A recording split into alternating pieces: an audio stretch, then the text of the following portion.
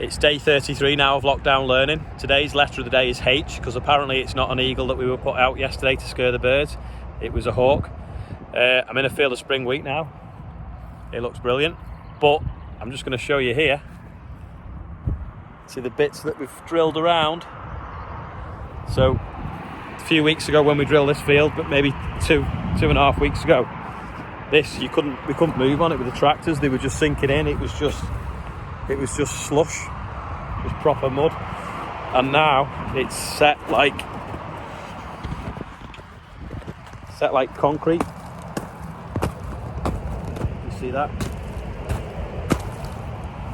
It's just really hard and solid. It's set extra hard because it's obviously had no air in it because it's been full of water. This field is alongside one of the main dual carriageways. It's hard to see behind the trees, but you can see the cars going past. Major dual carriageway into Liverpool off the new Runcorn Bridge. And the dual carriageway is a lot higher than the field. So the council, when they built it, they put drains all the way along that fence line. And of course, then they planted the trees. Well, all the trees have blocked the drains now. So every time it rains, the water flows down the carriageway. Won't go down the drains fast enough, comes down the embankment and floods the field. So it's only about this time of year that we can actually get on that bit of the field along the fence, along here where it floods. And they don't really want to do anything about the drains because they think that they've built the road and they don't need to maintain them. But we dug down once and showed them all the roots blocking the drains, but they're still blocked now and they've still never done anything about it. So we just have to end up going around massive patches like that bit there and over here. So we just pulled in another field now. We've come from a wheat field, now we're in a barley field, but we're putting the same rate on. So we've got it set up here to 100 kilograms to the hectare. We've got 2.1 tonne left in. We've got it in auto, so it's always weighing what's in the back. We're going to put it into auto to turn on and off. We're going to turn the GPS on down here for the machine. We're going to turn the back on so it starts spinning through this button down here. So then hopefully we should then get displayed on the dashboard how fast it's spinning at the back down here. If we press this button here, we can set, we've got the revs preset. The tractor revs will pick up, and now it's spinning on the back at 540 RPM.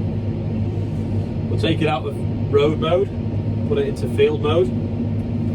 Got a green light there, got that on auto.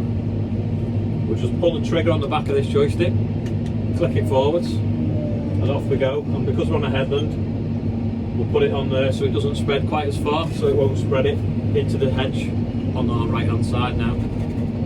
So we can keep going as fast as we want really, as long as it's not too bumpy. As long as that arrow stays underneath that line, that means that the shutters can open far enough for however fast we're going, so it'll all work. We've got the dashboard here for the tractor, so that's telling us what revs this engine's spinning at. So it's spinning at 1500 RPM at the moment. And I can keep clicking this joystick forwards and the engine revs will stay constant, but the tractor will keep speeding up. And as it speeds up, the machine on the back, the shutter will open from a small hole to a big hole to let the stuff trickle out like an egg timer faster. And it'll trickle out at the same rate we want it to spread it on the field. So if we're doing 10 kilometres an hour, it'll only put it out at 50% of the rate it would if we were putting it out at 20 kilometres an hour.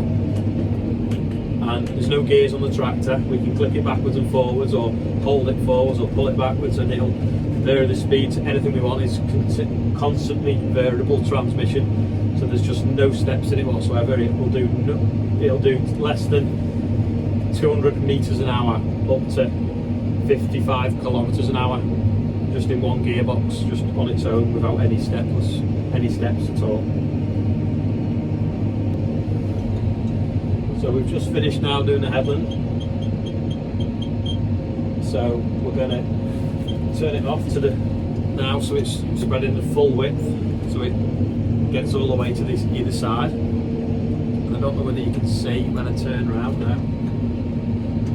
Or is it blinded by the sun? Might be blinded by the sun. But this field's got a row of telegraph poles through the middle, so it's got some electric poles with wires on the top, which is a bit of a nuisance because in the summer the pigeons land on them and then they dive down, eat whatever's underneath them, and then go back up and then slowly work their way out across the whole field and eat most of the field. But they're also a pain for going round with the machinery, especially the sprayer because it's so wide. So what we do is when we start sowing the field, we start at the telegraph poles, which are in a row down here now, you'll probably see in a second. And we drill it so that if they work out right on the end of the sprayer boom, because the end of the sprayer then, the last 6 foot of the sprayer, last 2 meters, is flexible.